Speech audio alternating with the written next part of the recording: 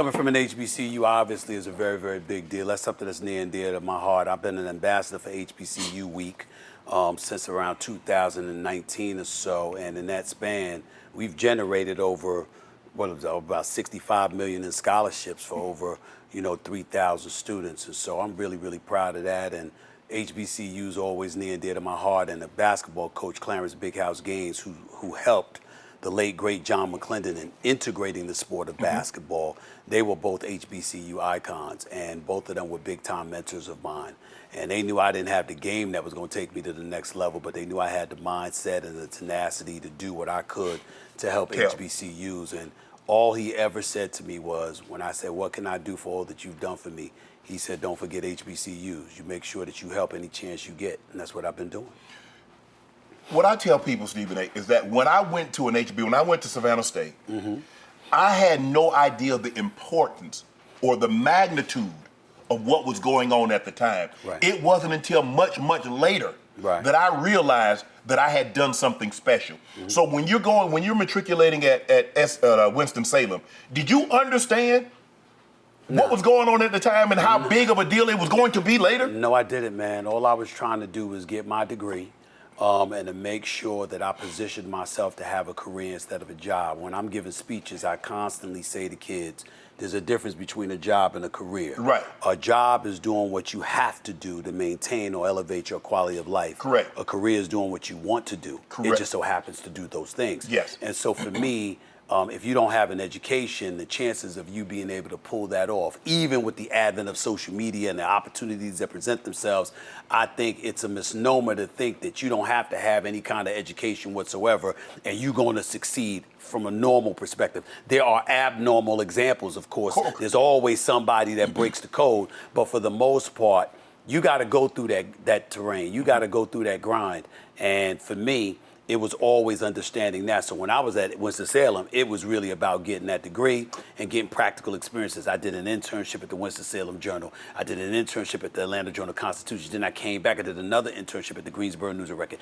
Then back to the Winston-Salem Journal before I even graduated. And so for me, that was incredibly important, establishing that resume and really, really showing that I was a worthy individual, because if I didn't have those internships, something to prove that I was really, really committed by acquiring that level of practical experience, then it was going to be my resume against somebody from a PWI. Right. And if you're somebody from a predominantly white institution, chances are you're going to get the nod over somebody in an HBCU. Right. So I understood the climb. I understood the obstacles that I had to fight off, and that's what I went about the business of doing. Did you always want to go to an HBCU, or No. it just happened? Bro, it just happened. I didn't even know what an HBCU was until they came to offer me a scholarship. I had no clue. I heard about the United Negro College Fund, That's it. Lou Rawls, That's doing right. that every year. That's but right. they ain't never mentioned Savannah State. That's so right. I'm like, all I knew about was the big ones, the Grambling and the Southern University. Yeah, you know about Eddie Robinson. You know about Eddie Robinson. Yes. But that was about it, because the fact is that when you took at HBCUs, I mean, there's some up north like Bowie State and the Maryland area and what have you. But Maryland, for the Eastern most Shore, part, that's right. But for the most part, they down south. Correct. They ain't out west. They ain't in the Midwest. They damn sure ain't on the East Coast. No. So if you're living in those places, you simply don't know. Right. And you know what? I caught a lot of criticism because I was one of the top prospects in the state of Georgia when I was coming out. Right. And I said an HBCU wasn't my first choice. Right. Had I not been Prop 48, I mean, I had Georgia, I had Texas, I had Nebraska, I had all the big schools recruiting me. And more times than not, I'm like, but the best thing that I did, Stephen A., is when my former coach, rest his soul, Bill Davis, came down. He said, son, if you good, they'll find you. Right. He said, if I was drafting, he said, I would take you #1 overall. Wow. He convinced me. And when I had an opportunity to transfer and go to a PWI, I couldn't. Well, I will tell you this. It's like, and I've said this to a lot of our white brothers and sisters. I'm like, look, ain't nothing like being surrounded by your own. And the advantage... It's the pageantry. It's homecoming. Oh, my God. Oh, my God. They just don't understand. They just don't understand. I mean, the bands, the pep rallies. Yes. I mean, Lord. The band play the whole game. It ain't no, where they got the ball, you got to be quiet. The band plays the entire game, whether we got the ball or they got the ball. And then you got the step shows, and you got the sorors, and you got the frats, and you got the park. And everybody's coming back from 20 years, 30 years, 10 years, 15 years. Just stop. That's what I tell them, Stephen A. Just bring back memories. Just bring it back memories. Let me tell you something, man. Listen, you've heard me. Listen, people see me on TV. You hear me complain about a lot of things in life. You ain't never heard me complain about going to the HBCU. No. It's the greatest experience I've ever had in my life. And let me tell you something right now. I had a mentor of mine. God rest his soul, Mr. Robert Devon. He was the telecommunications director at Winston-Salem State. Loved him dearly. He had to convince me to graduate on time. I wanted to do internships to delay and postpone graduation. That's how much I was living the life at Winston-Salem.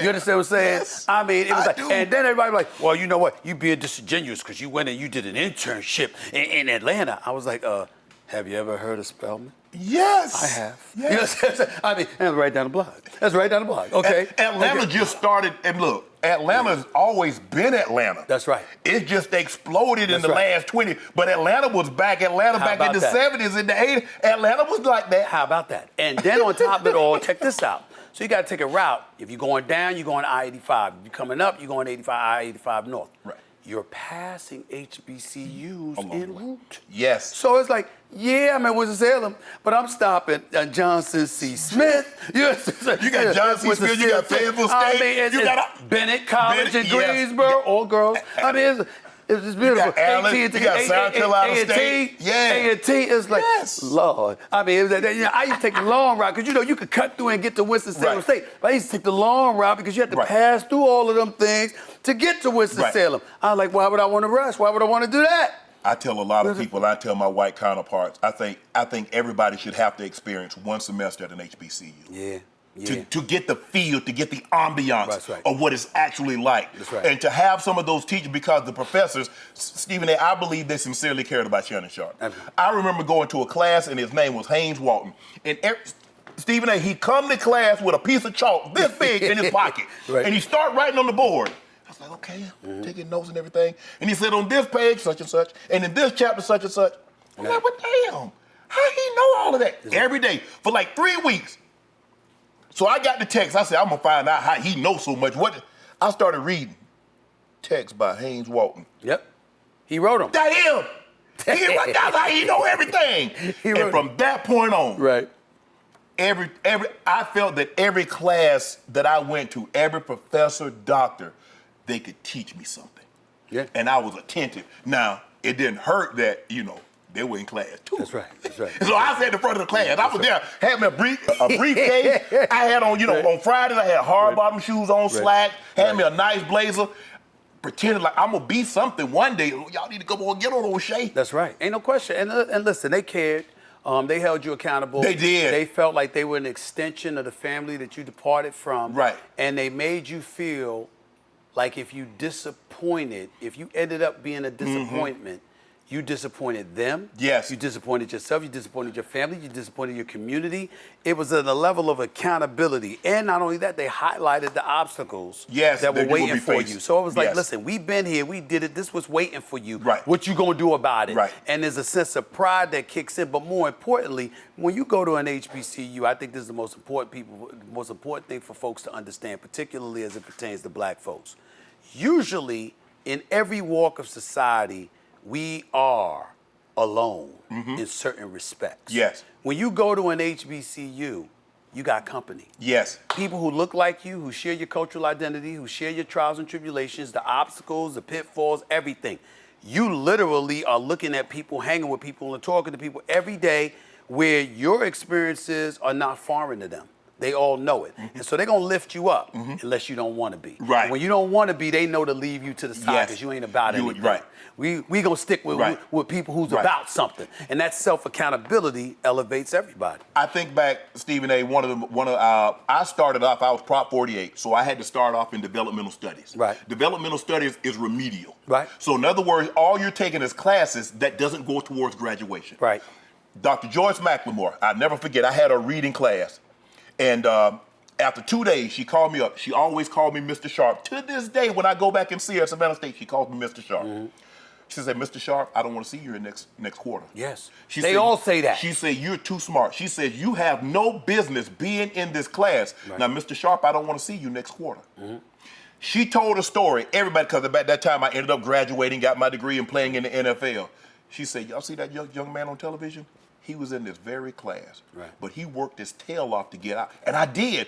A lot of my teammates were embarrassed because, it wasn't a regular class, Stephen. It was a trailer. That's right. And, it was right next to Peacock Hall where I went. I would go eat breakfast and walk right up in there just as proud because I wasn't ashamed because I put myself in that situation. Right. See, you shouldn't be ashamed of something that you put yourself in. Right. I put myself in that situation. But a lot of times people don't see themselves as putting themselves in that situation because they're not willing to absorb and accept accountability. See, the beauty of being involved with athletics is that you're surrounded by people who make you accountable for yourself. It's like a human mirror. You know when you didn't work hard. Right. You know when you didn't put in the work. You Correct. know when you didn't listen to the Yes. coach. You know when you didn't do all of these things. So that transitions to other forms. It could be the classroom. It could be anything else. I remember even before I got to college, 7th grade, it's in my book, Straight Shooter. My 7th grade teacher, Mr. Caravan, looked my mother dead in the face and she said, your son is not a dummy. She said, he doesn't listen with things he's not interested in. Right. He drifts. Right. So what happens is you think he doesn't know and he didn't understand. He never heard him. He will literally drift and he doesn't hear anybody anywhere. He said, but when you find out what he's passionate about, you'll have a star on your hands. Right. And that's what she said. And that came in handy because years later when I was a beat writer, especially when I was covering the 76 and stuff like that, I have this uncanny ability. I'm not saying it's a gift, but I have this uncanny ability. I have been in an arena with 20,000 people and I didn't hear a word. I didn't hear anything. Like I'm on deadline. Right. I got an article to write. I got 20 minutes to write 800 words. And I literally have the ability to block out all the noise. And it reminded me of what Professor Caravan said to my mother about drifting. Right. I drifted to a different place, except this time I saw the positive in it. Right. Because a lot of times if you're hearing that noise, you can't focus, you can't Right. concentrate, you can't get the Right. job done. Right. I could because I could lock in and I could tune out the noise. You sound like an athlete. If you've heard athletes say it's like everything slows down. Everything is moving in slow motion. I don't hear not one of those 85,000 Right. or those 30,000 fans Right. that's screaming. I hear nothing. Right. Everything is just hush. Yeah. And I can actually hear my heartbeat. That's how quiet it is, Yeah. even though I'm in a stadium Right. with 80,000. And those are the great ones. As an athlete, those are the great ones. Because the ones who hear all the noise are the ones who succumb to it and they panic. They sweating a little bit extra, Yes. palms sweaty, backsides tight. They can't really handle the pressure. They fold under the pressure. But when you can be composed and poised under pressure, Right. particularly on the field of athleticism, whether it's a quarter play, the field of play, or whatever the case may be, you got a star in your hands. That wasn't me. That was me when it came to my job. Right. I could tune out all of that noise. What people have is pressure. It's like you said, we do television every day. I'm in front of the camera, bro. I worry about nothing. Right. I'm not fazed by, I don't care who's in front of me. I don't care what noise people are saying on the outside. I don't care about the camera folks. I don't care about the producers in the control room. I don't care about the bosses upstairs, whatever. When the camera is in front of me, I believe I own it. Right. And I'm not fazed by anything. It just doesn't faze me. Right. But I've seen people who have been reporters, for example, and you put them in front of the camera, brother, they sweating bullets. They nervous as hell, they stuttering, they don't know what to say, they're trying to gather their thoughts, they're trying to be ultra careful, they don't know what to think, what to say, or whatever the case. And I'm like this, they have no chance. Yeah.